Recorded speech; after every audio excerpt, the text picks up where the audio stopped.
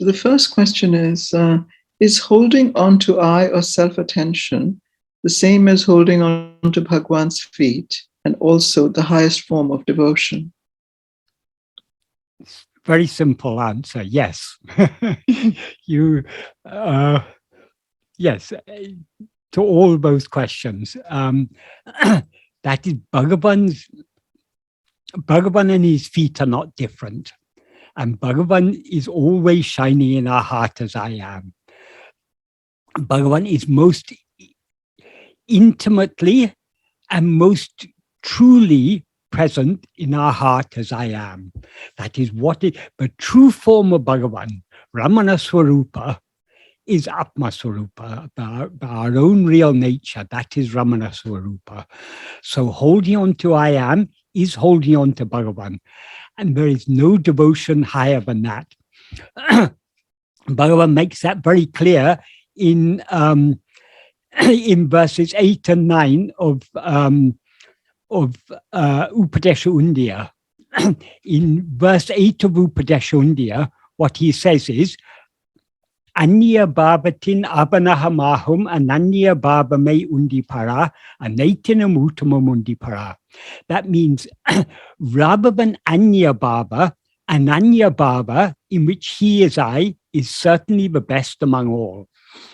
Anya Bhava, in this context, Bhava is a word that has many meanings. In this context, it implies meditation.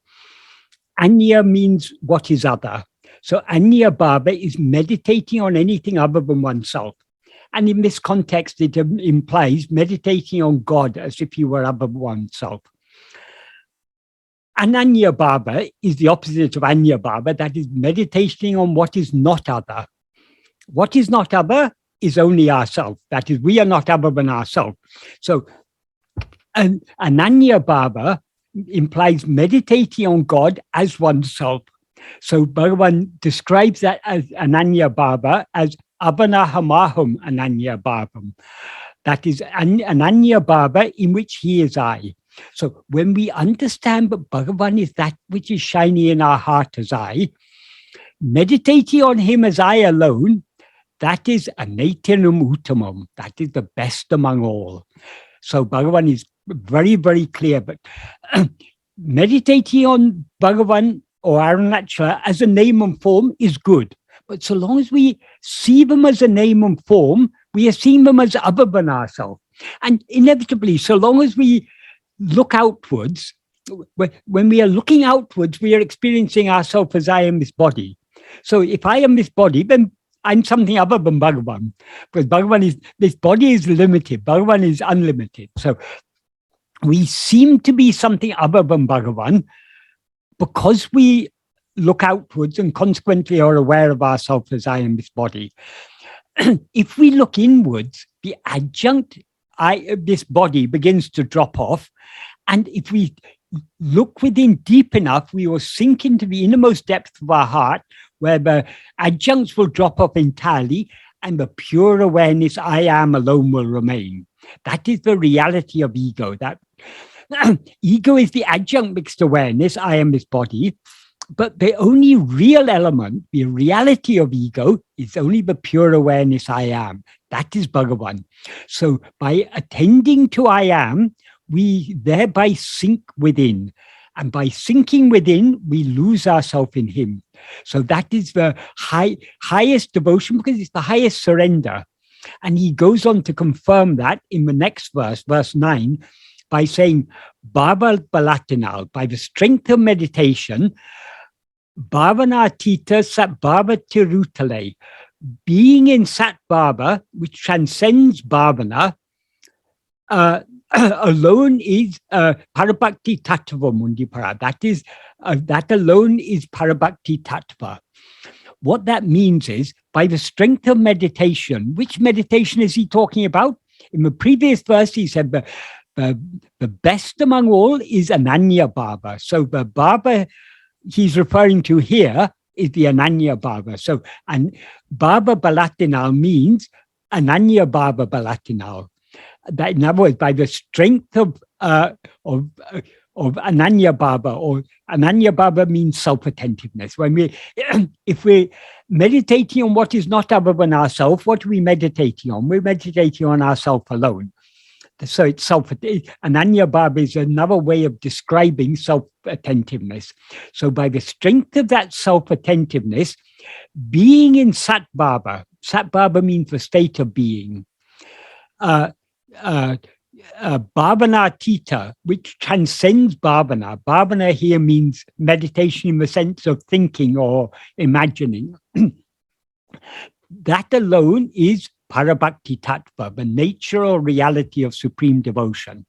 That is, to the extent to which we attend to ourselves, to that extent do we subside.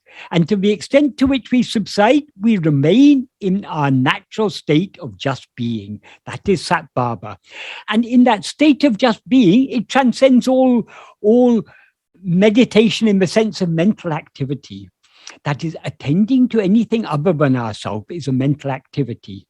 Attending to ourselves is not a mental activity, it is a subsidence of all mental activity. So by the strength of self-attentiveness, we remain in Sat Baba, in our natural state of just being. And that transcends all thinking. And that is Parabhakti Tattva, the nature or reality or true state of supreme devotion. Why is it Parabhakti? Because that is the state where we have given ourselves wholly to Bhagavan. By attending to ourselves, we thereby subside into the heart where Bhagavan will swallow us. So if we want to surrender ourselves to Bhagavan, we have to attend to ourselves so keenly that we thereby subside back into the heart. As he says, for example, in the first sentence of the 13th paragraph of Nana, he defines what is surrender, what is giving ourselves to Bhagavan, or what is giving ourselves to God. Anma chintane tabira, vera chintane kalambavadaku, satram idum kodamal, apmanishta paranai irapade, that means being as Atmanishtaparan. Atmanishtaparan means one who is firmly established as oneself. So in other words, Atmanishtaparanai Irapade is what he describes in that verse 9 as Sat Baba to Iratal, being in Sat Baba. That is Tanne Isanakualipadam. That is giving oneself to God. So how can we remain as Atmanishtaparam, one who is firmly established as oneself? He indicates in the first clause, which is an adverbial clause. Anma chintane tabira, vera chintane kalambadaku satram idum kodamo. That means giving not even the slightest room to the rising of any thought other than Atma Chintana. Atma-chinta literally means thought of oneself. It implies self-attentiveness. So the implication here, we need to be so keenly self-attentive, but we thereby give no room to the rising of any other thought. By the strength of that self-attentiveness, we remain in Sat Baba. In other words, we remain as Atmanishtaparan. That is giving ourselves to God. Because when we attend to ourselves, we thereby sink back into our source. And Bhagavan is our source, that fundamental awareness I am, from which we have risen as I am this body, that fundamental awareness I am, that is Bhagavan. So how to give ourselves to Bhagavan? Only by attending to that fundamental awareness I am, and thereby sinking back into it.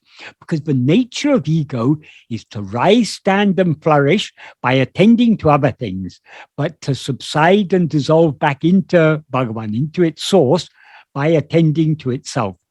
So yes, Bhagavan's feet are what is shining in our heart as I. Holding on to his feet means holding on to I. Michael, the next question is, there are moments when it is very difficult for me to abide in the self. For example, when there's conflict with other people, should I avoid relationships that are troubled so that it becomes easier to abide in the self? Don't try to avoid anything. That is don't outwardly avoid anything. What we need to avoid is allowing our attention to go outwards. All the problems arise because we allow our attention to go outwards. We can't blame the world. We can't blame the problems of relationships or anything in this world. We cannot blame that for our being distracted. Why are we attending to these things? Because we still have a taste to go out and experience all these things. So the problem doesn't lie in the external world. The problem lies in us, in our liking to attend to the external world. So Bhagavan said, external life, it's going on according to prarabdha. Bhagavan said in one place in Maharshi's Gospel, it's recorded, Bhagavan said, make no effort either to work or to renounce. Your effort itself is a bondage. Why should we be concerned about this external world? Okay, now we experience ourselves as a person. This person has a certain destiny in this world. Let this person experience that destiny. Our aim is to separate ourselves from this person. Merely separating ourselves from others doesn't solve the problem because we're still taking this person along with us. What we need to separate ourselves from is the person we seem to be. So long as I'm aware of myself as I am Michael, I have relationships with others, and some relationships will be very pleasant, some will be very unpleasant. All sorts of relationships are there. So let us not worry about the relationships. Let us not worry about the person whom we mistake ourselves to be. We are not this person. Who am I? That is our aim. So we turn back within.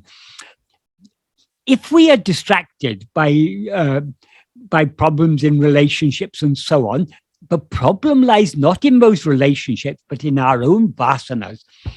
But vasanas are only inclinations. We are never bound by our vasanas. If we are swayed by our vasanas, that is because we want to be swayed by our vasanas. But vasanas cannot sway us unless we allow ourselves to be swayed by them. That is why we need to cling, as far as we are willing to do so, we need to cling to self-attentiveness. The more we cling to self-attentiveness, the more our sat vasana will be strengthened and our vishaya vasanas will be weakened. So we will become more and more unconcerned about these things. Yeah, it's inevitable.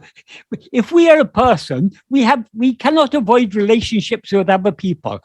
And some relationships are smooth, some are not so smooth. I mean, all sorts of problems are there in the world. So we cannot, so long as we take ourselves to be a person, we cannot avoid any problems of the world. Whatever problems the world throws at us, there are problems if we are this person. But are we this person? Are we this body? Who am I? That is what we need to find out. So we need udasina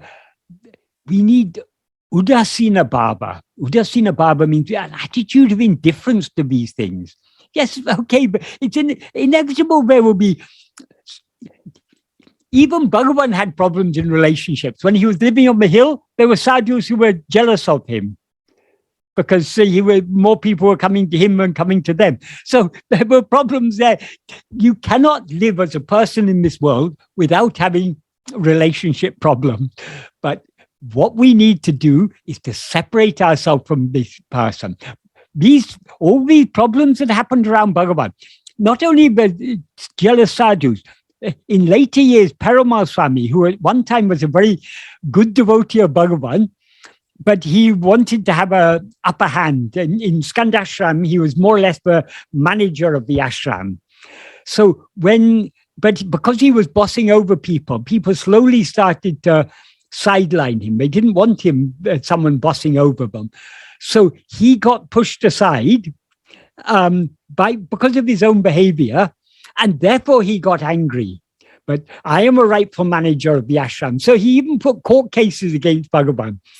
Most of us go through our life smoothly without anyone putting court cases against us. Bhagavan had to face court cases put against him. So it is inevitable there will be problems in relationships in this world. How do we escape all these problems? By disidentifying ourselves with this person. Though Perumal Swami gave so much trouble to Bhagavan, Bhagavan was always very, very kind to him. One of the court cases, but Perumal Swami lost the court case in the lower court. So he came to the ashram and he came to Bhagavan and said, you may have won this case, but I will not leave you. I will take you to the high court. I will take you to the Supreme Court, but I will not leave you. What can you do? Even if you're God as you claim to be, which Bhagavan, of course, never claimed to be, but even if you're God as you claim to be, what can you do? You can only put me in hell, but I will not leave you. Bhagavan said, even if you go to hell, I will not leave you. Those are words of supreme compassion. At that time, Perumal Swami took that as a challenge. But Bhagavan is going to continue fighting the court case even when they go to hell together. But what Bhagavan meant is something quite different. Why will Bhagavan not leave him even if he goes to hell? Because Bhagavan is that I in Perumal Swami, but is saying, I will not leave you. So we can never leave Bhagavan. But in later years, when Perumal Swami, having lost all his court cases and lost all his friends and supporters, when he was nearing the end of his life, and he was beginning to regret all the mistakes he had made, one day he came to the ashram dispensary because he was sick. So he came to get some medicines. This was in the 1950s. At that time, Sadhu Om was living in the ashram, and he was assisting the doctor as the compounder in the dispensary. So Perumal Swami came there, and Perumal Swami told Sadhu Om, I was so foolish. I put all these cases against Bhagavan. And one day when I challenged Bhagavan and I said, I will not leave you, he said, even if I go to hell, he will not leave me. At that time, I didn't understand what he meant. Now I understand those are words of supreme compassion. What a fool I have been to have wasted my life in this way. But of course, his life isn't wasted, because even though he was thinking of Bhagavan with so much enmity, he was at least thinking of Bhagavan. And mere thought of Bhagavan, mere thought of Arunachala is enough for liberation. So Bhagavan will save him in spite of all the trouble he gave him. So when Bhagavan was so indifferent to all, or so unaffected by all the relationship problems he had, which are far greater than relationship problems we have, because, of course, when you get name and fame, along with name and fame will come shame and blame. They're inevitable. They always go together. So the more famous you get, the more people will abuse you and be jealous of you and everything. So we shouldn't be, we need to be indifferent to all these things. Just like Bhagavan was unaffected by all these things, we need to be unaffected. How can we be unaffected? Only by turning within and separating ourselves from this person whom we seem to be. So long as I am Michael, if people say nasty things to Michael, I will take offense. But why should I think I am Michael? Let them say anything they want about Michael. I shouldn't take myself to be Michael and thereby take offense. I hope that adequately answers that question. Yes, Michael, thank you very much. Right.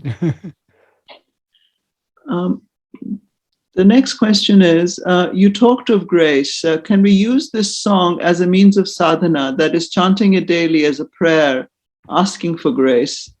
Has this been indicated by Bhagavan?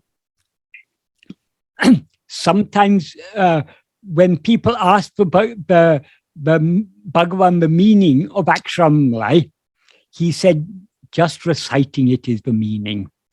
This is such a powerful song. Even if you're not able to fully understand the meaning, it will do what it will serve its purpose. This is a song of pure love. If you can feel, even if you don't understand the meaning of the verses, if you can feel the love that Bhagavan poured into these verses, if you feel even a tiny iota of that love that Bhagavan put into these verses, that love will save you.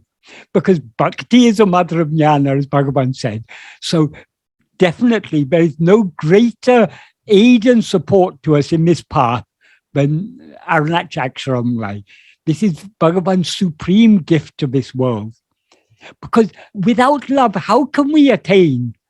How can we surrender ourselves without all-consuming love? And this song is a vehicle of pure, heart-melting, all-consuming, self-effacing, self-sacrificing love. So there's no greater aid in this path than this song. Even if you don't understand the meaning of it, merely reciting it will have its own benefit. The mere thought of Arunachala will give liberation. Bhagavan says in the very first verse, Arunachala mena ahamayinene pava ahateva arupaya Arunachala. Arunachala, you root out the egos of those who think of you in the heart as Arunachala. So merely thinking of Arunachala, I will talk more about this next time, because that first verse has so much deep, deep meaning. But the mere thought of Arunachala will work in our mind and draw our mind within, and thereby merge it back into its source. As I will explain next time when I talk about the first verse of this first verse, which is such a simple but such a deep, deep and important verse, which has a double meaning. Like many of the verses, they can be interpreted at different levels. Thought of Arunachala can mean thought of the name and form of Arunachala. It can also mean, what is Arunachala? Arunachala, as Bhagavan says in the second verse of Arunachala Pancharatnam, you're always dancing in the heart as I. Nanendrideya nadittuduva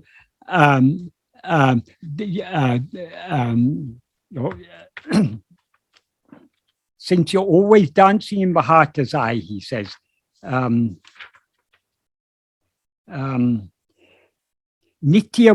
nanendrideya nadittuduva. You are always dancing in the heart as I. Since you're always dancing in the heart as I, they say you are heart itself. So Bhagavan is in the heart, dancing as I, as the heart. He's both in the heart and as the heart. He is the heart itself. And the heart is what is shining in our heart as I. So the thinking of Arunachala means, that is, it has a double meaning. Ahame means both in the heart. It also means I, only I.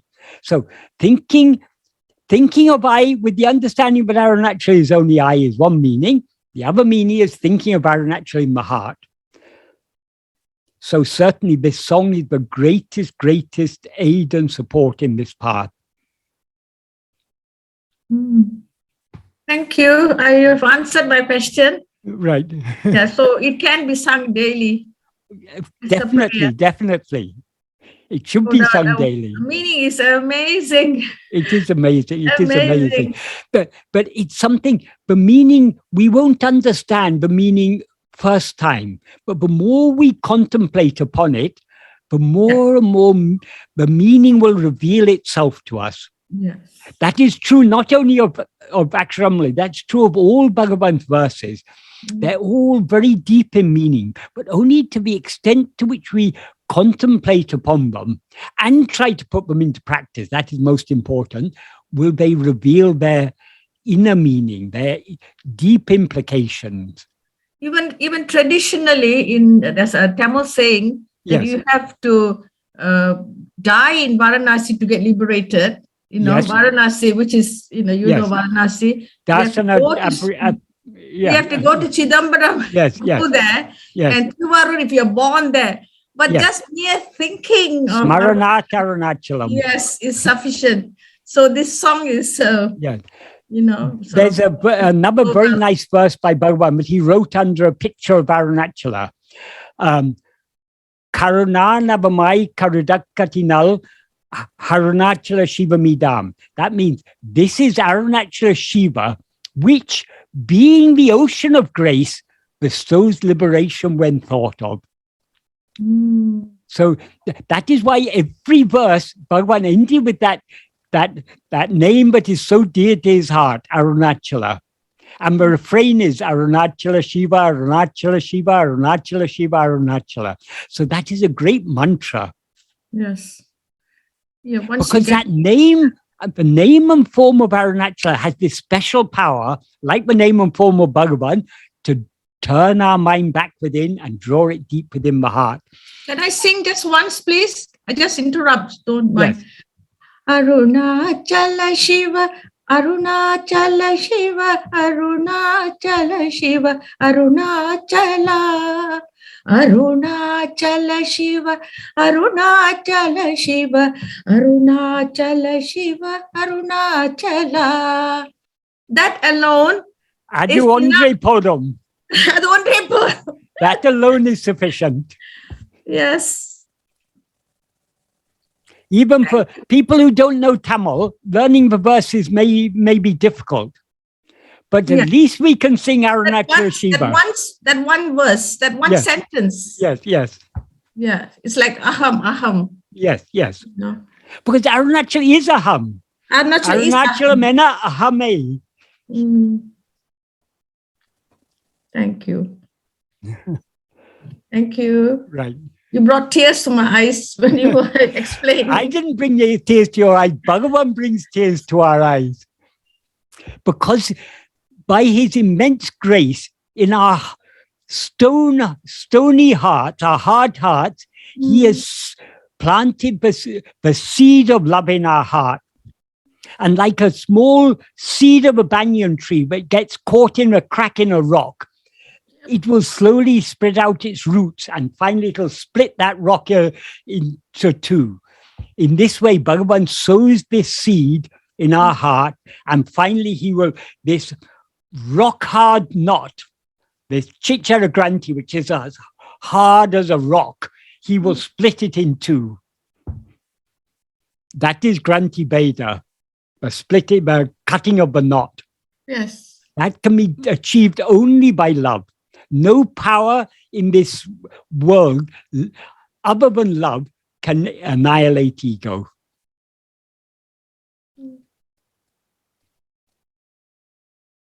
Thank you.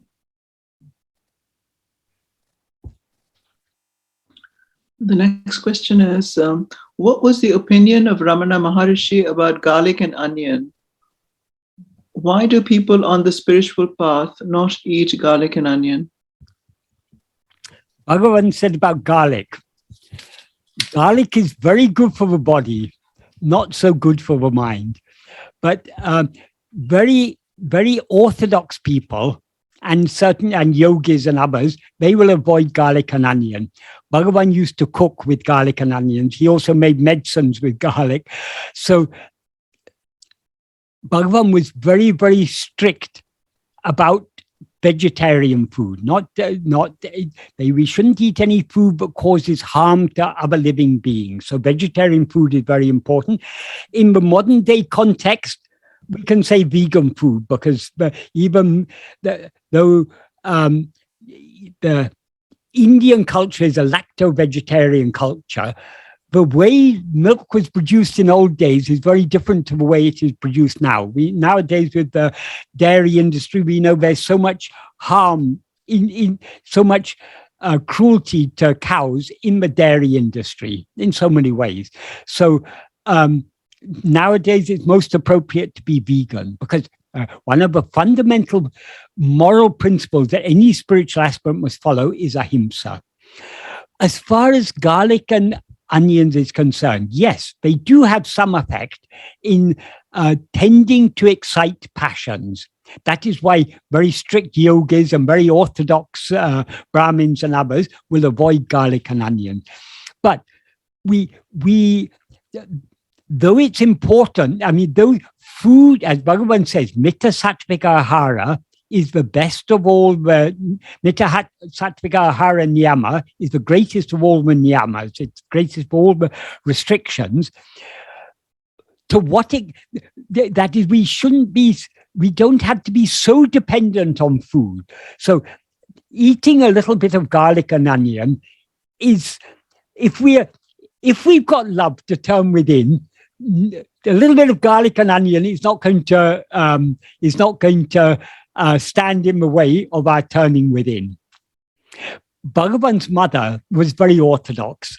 So she was very strictly avoiding all garlic and onion. So Bhagavan used to tease her. When she was about to eat something, Bhagavan said, "Oh, it's got garlic, it's got onion. Moksha will fly away if you eat that." So, and she's so orthodox, she will not eat it. But whether it's got, so Bhagavan used to tease her, but the reason he teased her was to break her attachments to all these very orthodox and ideas, and the identification. I am a Brahmin. I don't eat garlic. That type of thing. So Bhagavan, though Bhagavan did say, yes, it's not good for the mind, he said it's good for the body. So in moderation, there's, I don't think we have to be concerned about it. Bhagavan certainly wasn't so strict about garlic and onion. We can follow his example. The next question is, since I don't like being a person in the world, I feel that I'm using Bhagavan's teaching as a form of escapism. As I keep following the teaching, my family and close friends think that I'm becoming more and more disconnected from our ordinary reality.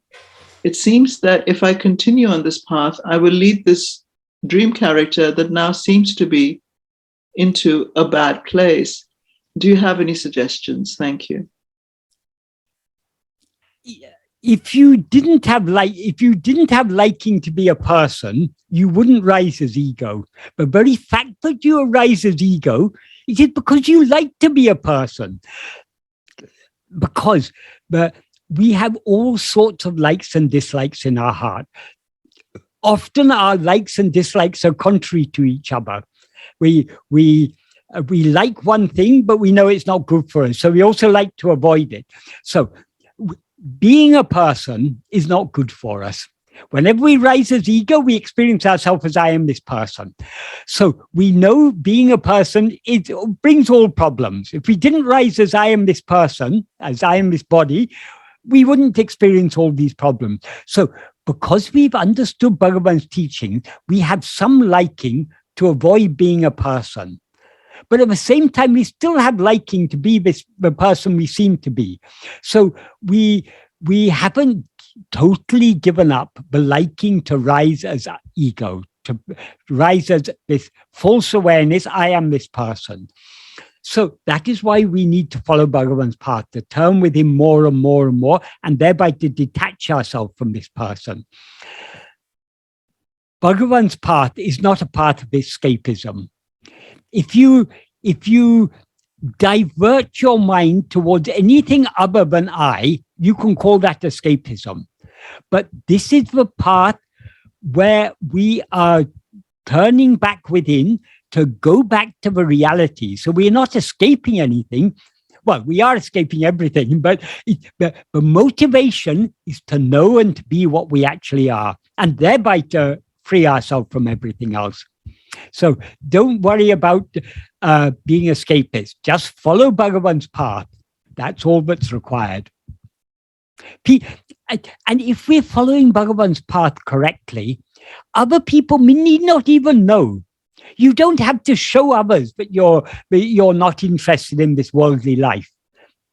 Outwardly, we have to act in an appropriate manner in this world. If we have a family, for example, we have to play the role of a family person, because who is playing the role? It's the person we seem to be. So let this person play its role. Let us play our role. What is our role? What is our swadharma? Clinging to I am. So let the outward life go on according to the dharma of the person we take ourselves to be, the outward dharma. Let the inward life go on according to our own real dharma, which is holding on to I am. Bhagavan often said, your swadharma is just to be, not to be this or that. Swadharma, dharma comes from the root, dhru, which means to hold. And swa means oneself. So holding oneself, that is the highest of all swadharmas. That is the true swadharma. So the swadharma Aswadharma is to cling to I am. This person has a certain role to play in this world. It's born in a certain family. It may have a husband or a wife or children or parents or brothers or sisters and friends and work colleagues and everything. There's so many relationships for this person. Let this person play its role perfectly in this world. We need to just separate ourselves from this person.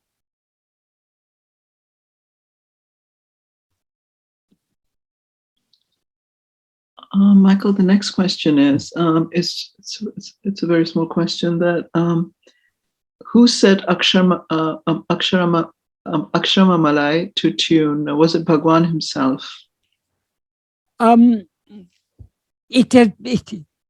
People sing it on different tunes, but it is because it is poetry. It naturally lends itself to being sung, and it is possible to sing it on different tunes.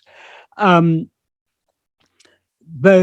song, the tune on which I'm most familiar with it is the tune on which Sadhu Om used to sing it, which I think was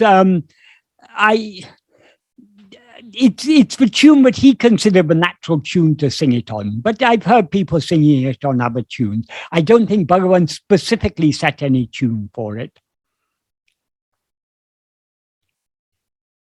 Did Bhagavan encourage devotees, if possible, to seek out a living guru who is established in the self alongside following his teachings? Sadhu Om used to say a living guru is absolutely essential. But what do you mean by living guru? Guru is not the body. If what most people mean when they talk about living guru is a living body. Sadhu Om used to say, if the living guru you're looking for is a living body, that living guru will one day become a dead guru. What is the use of such a guru who lives only for a brief time and will one day be a dead guru? We want an eternally living guru. That eternally living guru is Bhagavan, because he is ever living in our heart as I. Guru is not the outward form. Guru is our own real nature, Atma-vichara, that which is shining in our heart as I am. That is the real form of Guru. That is what Bhagavan has revealed and made so emphasized so much. But then why does Guru appear externally? Because our attention, because we have risen as ego and are looking outwards, looking for this or that outside. We're looking for happiness, we're looking for God, we're looking for Brahman, we're looking for all these things outside. It is necessary for Guru, who is Atma-vichara, our own real nature, to appear outwardly in name and form to tell us to turn back within. So the outward form of a guru, the function of the outward form of a guru is to give us the teachings, to turn back within. Bhagavan has given us those teachings. So what more can we learn from anyone else, but we cannot learn from Bhagavan? So no living guru other than Bhagavan is necessary. Bhagavan is the eternally living guru. So what Bhagavan taught us about Guru is something far deeper and more refined than what most people understand by Guru. In most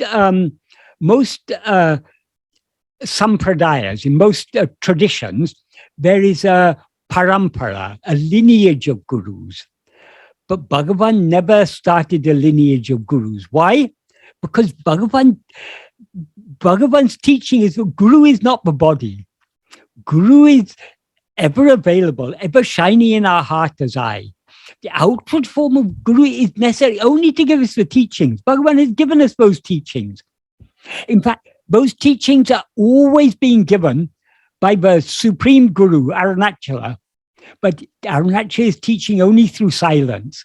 Since we are too dull to understand that silence, Arunachala took human form as Bhagavan to give us those. What he's always teaching through silence, he's given us those teachings in words to suit our dull heads, our dull minds. And now he's given those teachings. We don't need to go looking for any other guru. Bhagavan said, where to find Guru? Look within your own heart. If we're going outward looking for some living Guru, so-called living Guru, living body, which is not Guru, because Guru is not the body. If we're going out looking, we have not understood Bhagavan. If we've understood Bhagavan correctly, we should understand, yes, we have to find that eternally living Guru who is ever shining in our heart as I. That is Bhagavan. That is the true Guru. So Guru is only one.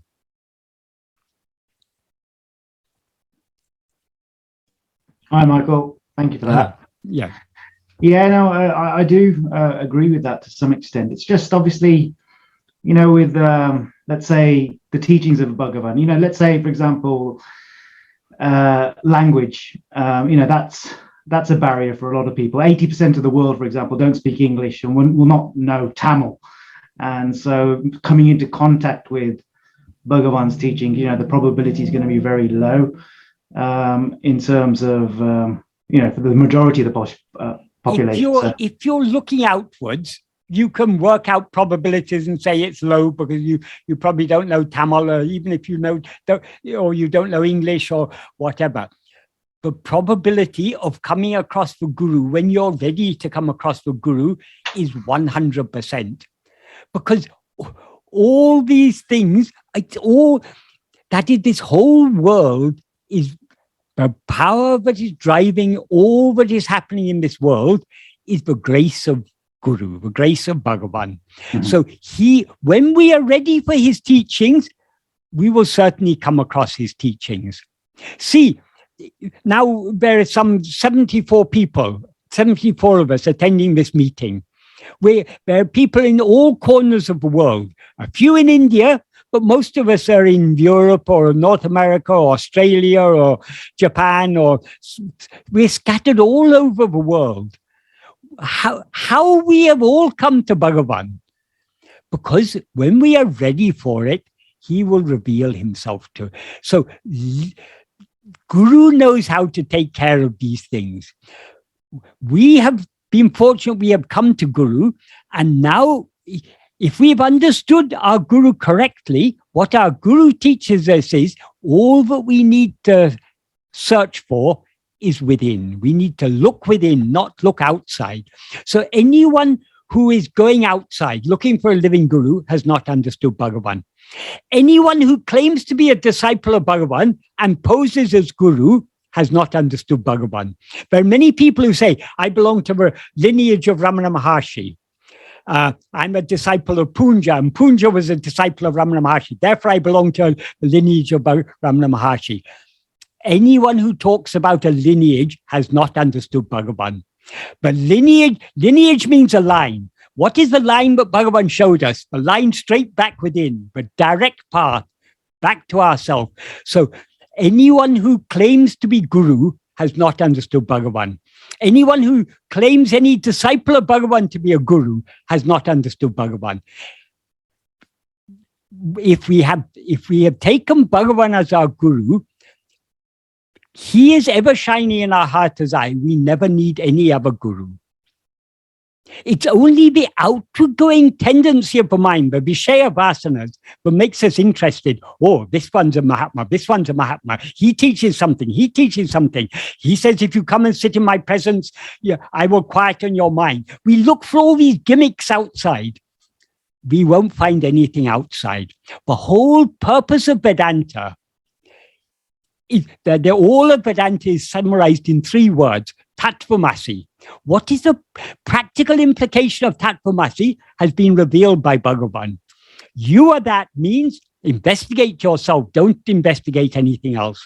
So if we've understood Vedanta properly, if we've understood Bhagavan properly, we will stop looking outside. We'll look only within.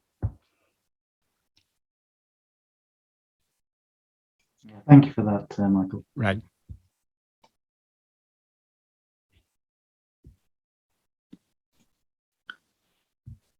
Sort of the last question is just, it simply says that it's asking whether, Michael, you've had a chance to listen to Sadhu Om singing in person, and what was it like being around Sadhu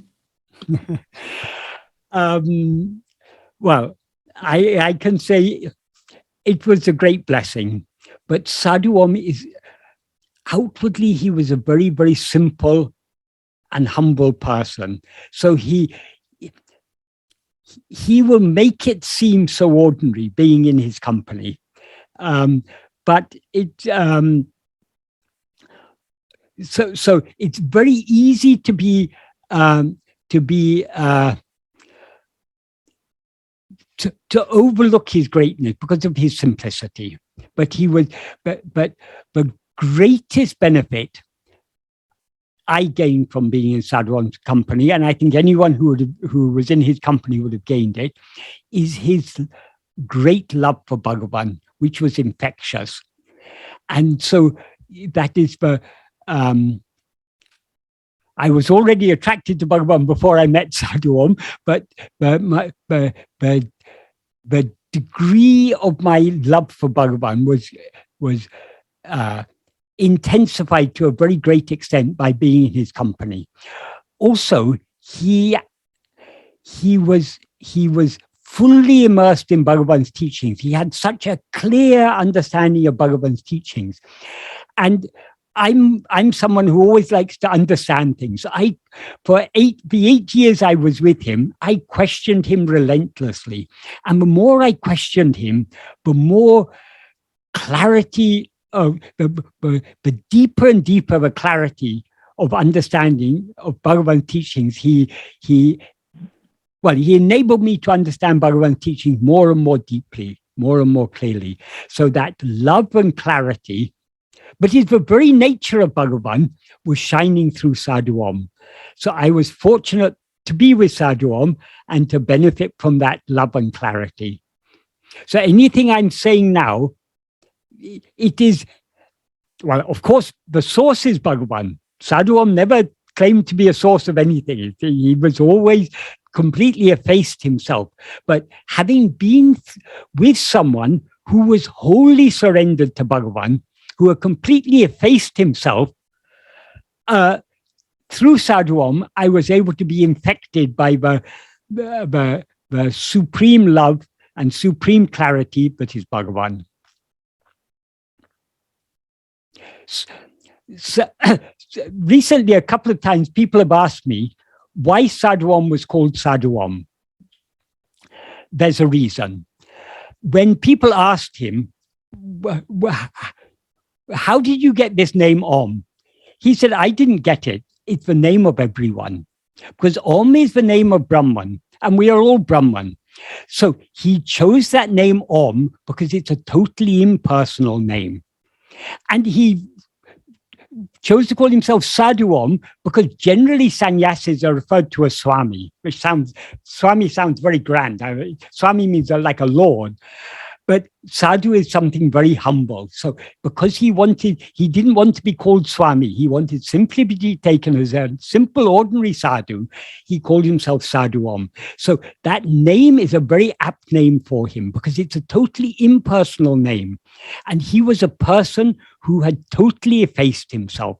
Because of his total effacement of himself, but the love and clarity that is Bhagavan shone through him so clearly and so palpably and so infectiously.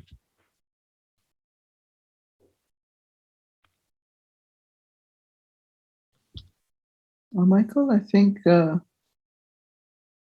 that's okay. So there is one more question. Okay. I am devoted to the path shown by Bhagavan, and I experience what you said. It's a daily struggle between the sattvasanas and vishayavasanas. I'm also confronted with loneliness along in following this path. There is absolutely no one around me that I can talk about this. I have to remind myself that this loneliness is Bhagavan's grace to turn deeper and deeper within. Could you please say something more about loneliness on this path? We are never alone on this path. Bhagavan is always accompanying us. If you've got anything to say to anyone, say it to Bhagavan in your own heart. Like Bhagavan's, this Akṣaramaṇamālai is a very good panacea for any loneliness, because if we meditate upon the meaning of Akṣaramaṇamālai, we will know that we are never alone on this path. But Arunachala Ramana is always with us, always leading us, always guiding us, always giving us support and solace, always giving us a helping hand. So we are never alone on this path because he is always shining in our heart. We will be alone only when we lose ourselves in him, and then he alone will remain. That is the true loneliness or aloneness that we are all seeking. That is meaning of Kaivalya. Kaivalya means isolation or singleness. That is separating ourselves from everything else. That is the goal we are seeking. So there's a difference between loneliness and aloneness. Loneliness is an attitude of mind, but is looking for something outside. If we are looking within, then we will never feel lonely because Bhagavan is always there in our heart.